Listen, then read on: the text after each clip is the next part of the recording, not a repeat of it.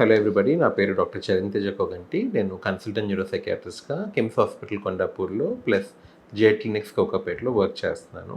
ఇవాళ మనం sibling rivalry గురించి మాట్లాడుకుందాము. సిబ్లింగ్ రైవల్రీ అంటే అన్న చెల్లెల మధ్య, అక్క తమ్ముళ్ళ మధ్యలో జెలసీ, రైవల్రీ, గొడవలు పడటము. అంటే ఇది మనం చాలా తరచుగా చూస్తూ ఉంటాం. ఇంట్లో మీకు ఇద్దరు పిల్లలుంటే, ముగ్గురు పిల్లలుంటే వాళ్ళు ఒకళ్ళొకళ్ళు కొట్టుకోవటము, ఒకళ్ళనొకళ్ళు సైడ్ చేయటము ఇవన్నీ జరుగుతూనే ఉంటాయి.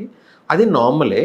కానీ సివియర్ ఫార్మ్స్‌లోకి వెళ్తుంది అంటే ఫర్ ఎగ్జాంపుల్ బాగా ఫిజికల్‌గా అగ్రెషన్ చూపిస్తున్నారు. ఒకళ్ళ మీద ఒకళ్ళే బాగా కొట్టుకుంటున్నారు పెద్దగా. ఆర్ ఒకళ్ళంటే ఒకళ్ళకి అస్సలు పడట్లేదు. ఒకళ్ళంటే ఒకళ్ళు సహించలేకపోతున్నారు. పేరెంట్స్ దగ్గర ఇద్దరు కంపీట్ చేస్తూ ఉంటారు పేరెంట్స్ అటెన్షన్ కోసం. అంటే ఇద్దరు వేరే వేరే టీమ్స్ లాగా ఆపోజిట్ టీమ్స్‌లా కంపీట్ చేస్తూ ఉంటారు పేరెంట్స్ అటెన్షన్ కోసము. పద్దాక వాళ్ళతో కంపేర్ చేసుకోవటము, ఇవన్నీ కలిపితే సిబ్లింగ్ రైవల్రీ అంటాము. ఇది నాకు తెలిసి చాలా మంది ఇళ్ళలో జరుగుతూ ఉంటుంది. డిఫరెంట్ గ్రేడ్స్‌లో జరుగుతూ ఉంటుంది. చాలా మైల్డ్ ఫార్మ్‌లో అందరి ఇంట్లో జరుగుతుంది. But that is okay. కానీ దీనివల్ల చాలా ఇష్యూస్ వస్తాయండి. First of all most of the parents ఇద్దరు పిల్లలకి అందాం అనుకోవటానికి కారణమే ఒకళ్ళకొకళ్ళు తోడుంటారనే ఒక కారణంతో కందాం అనుకుంటారు మోస్ట్ ఆఫ్ ద పేరెంట్స్ అయితే. రైట్? కానీ వాళ్ళు ఒకళ్ళొకళ్ళు తోడుగా లేకపోవటం పక్కన పెట్టి శత్రువుల్లాగా మారుతూ ఉంటే అది ఇబ్బందికరంగా ఉంటుంది. ఒక ఫ్యామిలీ స్ట్రక్చర్, ఆ డైనమిక్స్ అన్నీ డిస్టర్బ్ అవుతాయి. సో దీన్ని ఎట్లా అవాయిడ్ చేయొచ్చు అనేది మనం తెలుసుకుందాము. ఫస్ట్ ఆఫ్ ఆల్ మీకు ఒక బేబీ పుట్టినప్పుడు ఆ బేబీ పెరుగుతూ ఉన్నప్పుడు సెకండ్ బేబీ పుడుతున్న టైంలో ఈ సిబ్లింగ్ రైవల్రీ అనేది స్టార్ట్ అవుతది. ఏది సెకండ్ బేబీ పుట్టక ముందే, సెకండ్ బేబీ మీ కడుపులో పడిన వెంటనే కూడా సిబ్లింగ్ రైవల్రీ స్టార్ట్ అవ్వచ్చు. ఎట్లా? సడన్‌గా ఇద్దరు పేరెంట్స్ నాయనమ్మ, తాతయ్య అందరూ గ్రాండ్ పేరెంట్స్, అమ్మమ్మ, తాతయ్య అందరూ ఈ బాబు మీద ప్రేమ చూపిస్తూ ఇప్పుడు సడన్‌గా ప్రెగ్నెంట్ అయ్యేసరికి కొత్త బేబీ మీద ఎక్కువ హోప్స్ పెట్టుకొని, వాళ్ళ గురించి ఎక్కువ మాట్లాడుకొని, ఎక్కువ ఫంక్షన్‌లు, ఎక్సైట్‌మెంట్ ఉండేసరికి ఈ ఫస్ట్ బేబీ కొంచెం డిస్‌ప్లేస్ అయినట్టు ఫీల్ అనిపిస్తది. అంటే నా పొజిషన్ ఎవరో తీసుకోబోతున్నారు ఫ్యూచర్‌లో. ఒక 9 నెలల తర్వాత వచ్చే మనిషి నన్ను డిస్‌ప్లేస్ చేసేస్తారు అనే ఒక ఫీలింగ్ అనేది వస్తుంది. అది రాకుండా ఇప్పుడున్న ఎగ్జిస్టింగ్ బేబీని కూడా దీనిలో ఒక పార్ట్‌గా మీరు చేయాలి. ఎట్లా? ఒక తమ్ముడు పుట్టబోతున్నాడో, చెల్లి పుట్టబోతుందో, మనందరం హ్యాపీ ఫ్యామిలీగా ఉంటాము. మన నలుగురము కలిసి లైఫ్‌లో ముందుకు వెళ్తాము అని ప్రతి దానిలో తనని ఇన్వాల్వ్ చేసి మాట్లాడి నీకొక ఫ్రెండ్ రాబోతున్నట్టుగా అట్లా చెప్పటం వల్ల ఈ బేబీ కూడా హోప్‌ఫుల్‌గా ఉంటుంది. ప్లస్ చుట్టాలందరూ కూడా ఈ బేబీని కూడా ఇన్వాల్వ్ చేసి మాట్లాడాలి. నీకు తమ్ముడు రాబోతున్నాడు, నీకంటూ ఒక ఫ్రెండ్లీ ఒక ఈక్వేషన్ ఉండబోతుంది ఇంట్లో, నీ విషయాలు షేర్ చేసుకోవటానికి. ఇవన్నీ మనం ప్రెగ్నెంట్‌గా ఉన్న టైంలోనే ట్రైన్ చేయాలి. ఎస్పెషల్లీ బేబీ పుట్టిన వెంటనే. బేబీ పుట్టిన వెంటనే చాలామంది ఈ మధ్యన ఎట్లా అవుతుందంటే నా దగ్గర పేరెంట్స్ వస్తారు.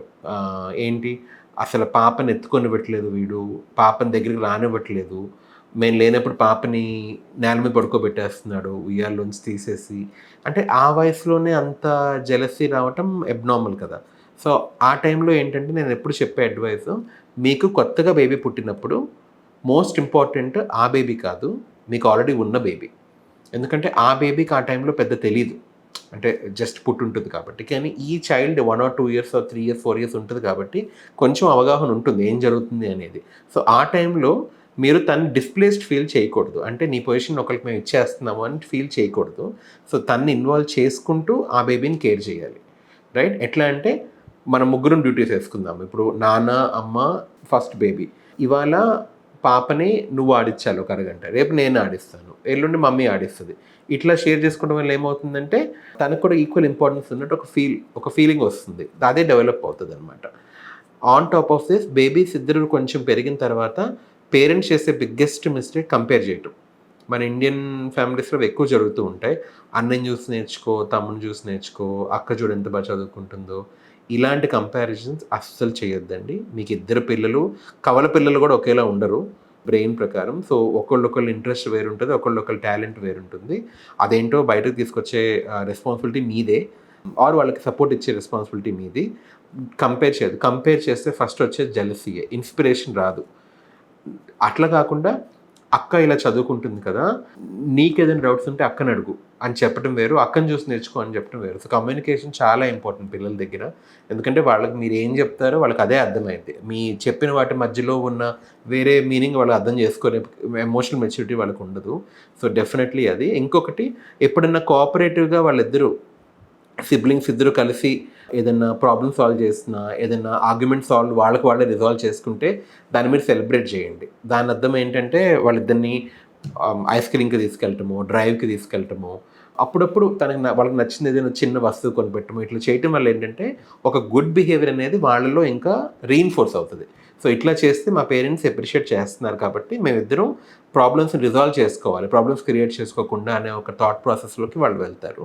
ఇది చాలా ఇంపార్టెంట్ అండి. ఇట్లాంటి చిన్న చిన్న స్టెప్స్ చేయటం వల్ల సిబ్లింగ్ రైవల్రీని రిజాల్వ్ చేయొచ్చు. బట్ ఇవన్నీ చేసినా రిజాల్వ్ అవ్వట్లేదంటే డెఫినెట్‌లీ ఒక మంచి సైకియాట్రిస్ట్‌ని కలిసి కౌన్సెలింగ్ కూడా తీసుకెళ్ళొచ్చు మీ పిల్లల్ని. Thank you.